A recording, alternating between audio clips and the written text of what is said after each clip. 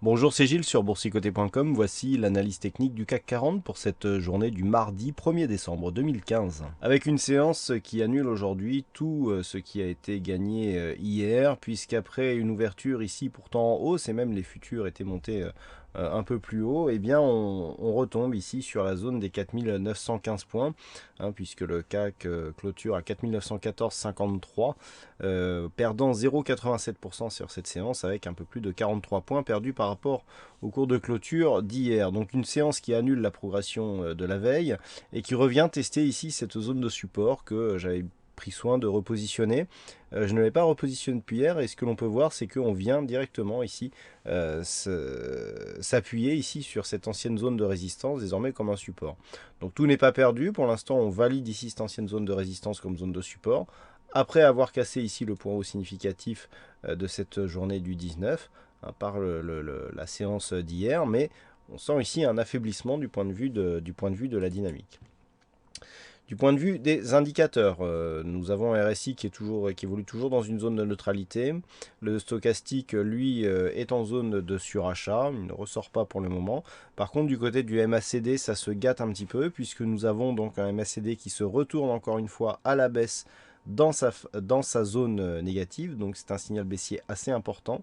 D'autant plus que les volumes sont en légère hausse par rapport à ce qu'ils étaient hier. Donc on est ici dans une logique de retournement en ce qui concerne le MACD et les volumes. Alors, tout n'est pas encore perdu. On est effectivement venu marquer un nouveau point haut avec très peu d'amplitude par rapport au précédent. On revient ici sur cette zone. D'un point de vue, je dirais court terme, il ne manquerait pas grand-chose pour que l'on continue ici à descendre. Alors si on prend les retracements de Fibonacci sur la dynamique ici directe, ce que nous pouvons constater, c'est que eh bien, on revient chercher, et avec une extrême précision, le retracement des 38,2% de Fibonacci. On a ici la dynamique, donc on revient ici sur le 38,2, donc pour l'instant, on est toujours dans une dynamique haussière, dont l'objectif reste une perspective de hausse ici de cette zone de point haut, au-delà des 4974 points. Maintenant, ce que l'on peut voir, c'est que demain, la zone ici de support sera légèrement plus basse, puisqu'on évoluera aux alentours des 4890 points. Si on venait casser cette zone ici et casser l'ancienne zone de résistance comme support, l'objectif sera un retour ici dans la zone 4850, 4875 points. Donc on est ici aux limites. Tant que l'on n'enfonce pas ici cette zone d'une manière plus dynamique, on reste dans une perspective plutôt de poursuite haussière, avec ici une dynamique de sortie, phase de consolidation en pullback où on revient chercher ici la zone de résistance, et 2, poursuite du mouvement haussier. Par contre, si on casse ici de manière dynamique cette zone, ce scénario haussier sera invalidé, puisqu'on ne sera plus sur un retracement court de 38,2%, mais sur un retracement supérieur, donc ce qui nous indiquera une dynamique qui commencera à s'affaiblir. Donc pour demain, les points à surveiller, c'est bien tout simplement 1, cette zone ici est 4897. 4890 points, dans une seconde mesure, si les cours ici continuent à baisser, on peut très bien demain casser ici le 38,2 pour finalement repartir à la hausse. Les Fibos ne sont pas donnés, enfin, sont rarement respectés au point près. Donc ici, on peut avoir une attaque avec un appui sur ce nouveau support pour repartir à la hausse. Ça n'enlèvera pas énormément de dynamique. Par contre, si nous avons une rupture ici est 4897, plus une rupture des 4890 et que l'on se rapproche du 50%, là, effectivement, le signal d'affaiblissement sera bel et bien présent.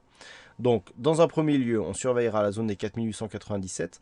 Dans le cas d'une poursuite du mouvement haussier, c'est cette zone-là des 4947 qui est vraiment en train de s'affaiblir, puisqu'elle a été traversée en séance sur les deux séances précédentes.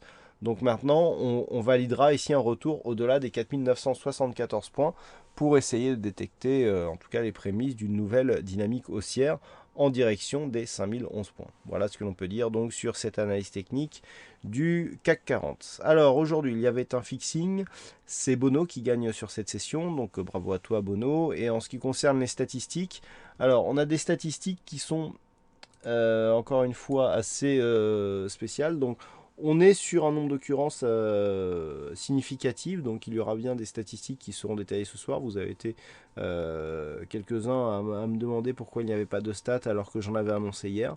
Tout simplement que les résultats étaient tellement tangents. On avait toujours cette petite prédominance de la baisse, mais avec des résultats tellement flous et tellement peu d'occurrences que j'ai préféré ne pas les diffuser.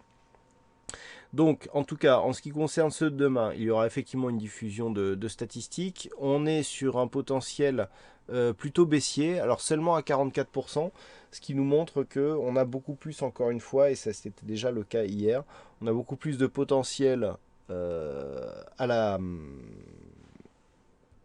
baisse, pardon, plutôt qu'à la hausse, puisqu'avec 44% de trades gagnants, eh bien, on a un meilleur résultat en prenant ces 44% à la baisse, alors qu'on a plus de résultats, enfin, on a plus de trades gagnants sur des positions acheteuses, mais avec beaucoup moins de potentiel. Et sur les statistiques à 5 jours, selon les premières estimations qui me parviennent, eh bien, on serait plutôt sur une poursuite du mouvement baissier, et je dirais même une possible accélération sur 2 ou 3 jours. Voilà ce que l'on peut dire donc sur cette analyse technique du CAC 40. Passez une bonne soirée, bonne chance au prochain trade et on se retrouve dès demain pour d'autres analyses techniques sur le site boursicoté.com.